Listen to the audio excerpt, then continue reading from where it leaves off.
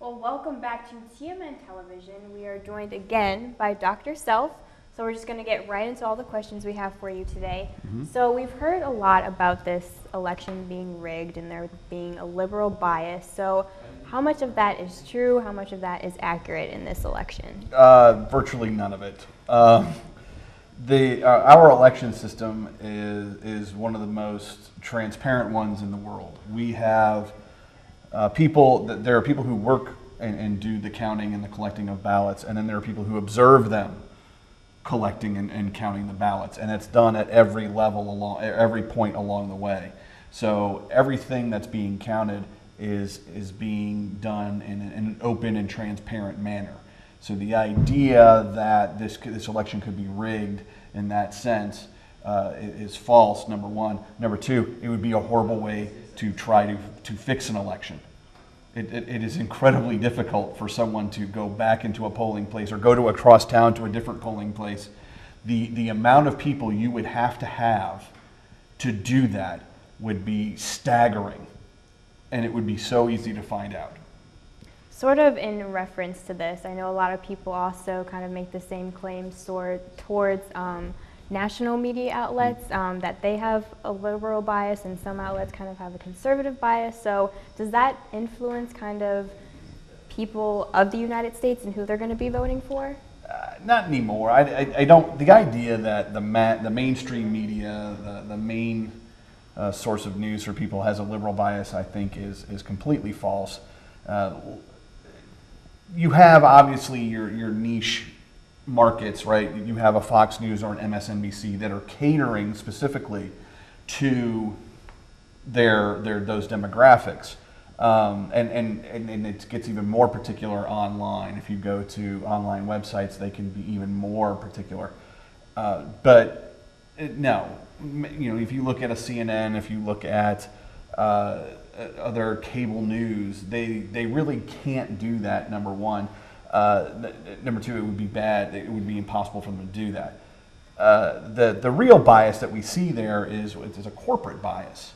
They are organizations that run on ad revenue, and what you can charge for ad revenue is dependent on what your ratings are.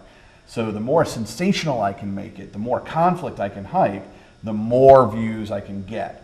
And that's the bias that they have, is they have to sell ad time to survive. They are for-profit companies, and that's what we need to realize, is that their bias is to draw your attention. Whether there really is breaking news or not, that's their bias. Right, right. Are there any sources of information that you would say have been able to remain completely unbiased when it comes to politics? Well, I don't think there is such a thing as being completely unbiased or objective. I mean, any journalist, as you two well know, you go to an event to cover that for your readers, for your watchers. You are watching, say, a 3-hour event. Well, you can't just say, here's the 3-hour event. You've got to sum it up in so many column inches or in so much space or in a minute-and-a-half package. Well, you have to figure out your biases. What do my readers want to know? What are the important things for my audience? And so there's an implicit bias there, is that you're trying to figure out what's important for your viewers, for your readers. So there's always a bias in that sense. To argue that it's always a politically liberal bias is a difficult argument, I think, to make convincingly. In terms of the political ads that you were talking about earlier, do you feel like political ads really help a candidate in terms of changing opinions or getting the word out there? The research is mixed on that. And we don't know for certain, and largely because we've not really seen a campaign run in modern era without ads. It's kind of like going into a gunfight with a knife. You don't really, could you win? Yeah, sure, it's possible, but do you want to take those chances? And so it's really difficult to look at a campaign and say, and run a national campaign and say, I'm not going to run ads because I don't think I need them. I don't think they work. The closest thing that academics will see to this is looking at a national campaign is the Trump campaign. They ran ads, but they ran significantly fewer and spent significantly less money than the Clinton campaign on advertising. Some of that, I think, was strategic on their part because they thought, just like Trump did in the primaries, he could get free media coverage because he was so outrageous and so controversial, which would draw eyes, they thought they could do that at the national level. And so this national campaign is going to be the first one we can say we really look at that and see how much of an impact it really does have. Do you think there's a possibility of future candidates kind of being influenced by the way Trump has run his campaign and actually having such low numbers when it comes to advertising in comparison to other candidates? I mean, certainly there's always that possibility. He raised roughly $400 million less than Hillary Clinton. As I said at the top of the show, that Clinton ran a much more traditional campaign.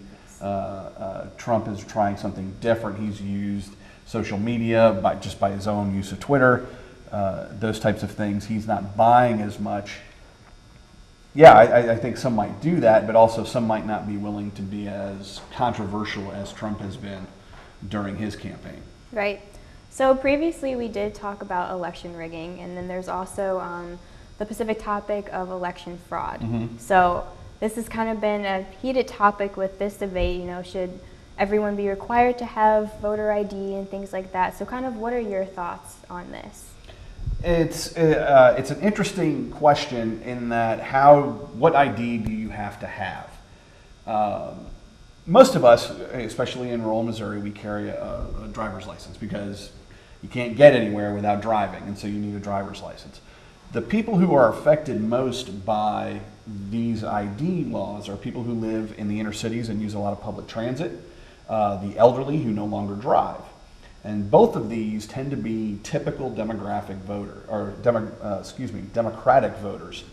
And so it's looked upon by the Democratic Party as this is a way to disenfranchise a good chunk of our voting blocks.